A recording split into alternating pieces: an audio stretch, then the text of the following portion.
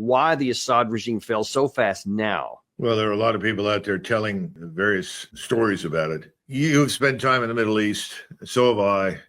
You know the lay of the land. You can, as the Israelis have discovered, as we've discovered, buy off large numbers of people if you're smart and you're patient and you know who to talk to.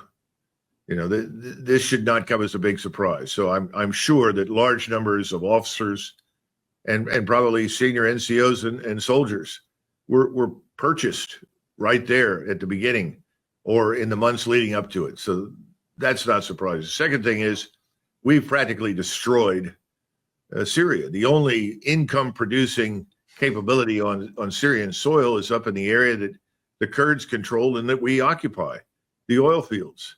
And that oil has been sold on the black market and spirited down to Israel. And the Kurds have benefited enormously from that because they want to build their own independent state. And that's not lost on anybody that knows the region right now. And that's another issue we should address in the future.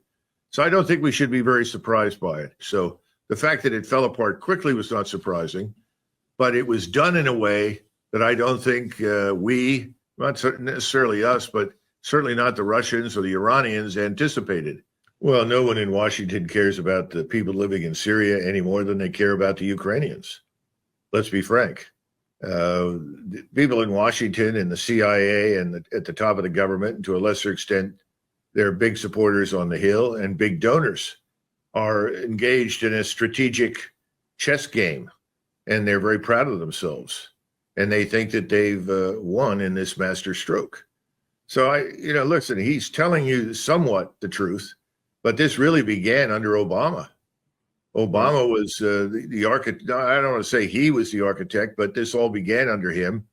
And the whole process of repurposing the Al-Qaeda, ISIS terrorists, reforming them, rebranding them, and representing them in a new form that could be useful to the West, to Europe and the United States is what's happened. Now, I think we're going to be surprised about the long-term consequences. Remember, ISIS was also something that was dear and near to the heart of President Erdogan in Turkey until suddenly ISIS began to turn on them and on others in the region. And slowly people saw the wisdom of driving it out. Well, it was never completely exterminated, and it's almost impossible to do that in the Middle East. He's a useful tool right now to us, more specifically to President Erdogan. He was turned, if you will, with what? Cash, promises of power and influence. I mean, this is a man who led a group of people that just a couple of years ago were selling women on the streets of towns in Syria for $10 a piece. This is someone who has been active in the beheadings, the mass rapes, the mass murder of anybody that he and his band of Islamist thugs didn't care for. These are the people that, most Americans would be repelled by if they looked at it very closely. But they turned out to be useful to us. My point is, I don't think anything's changed in his mind. And I think now he's very focused once again on the things he was focused previously on. And that is going back into Iraq. And we need to understand that. Once they've gained control of most of Syria, then it will be northern Iraq. And they're already moving in those directions. And I think the Iraqis know that. This is a major war developing. Now, how far will he get?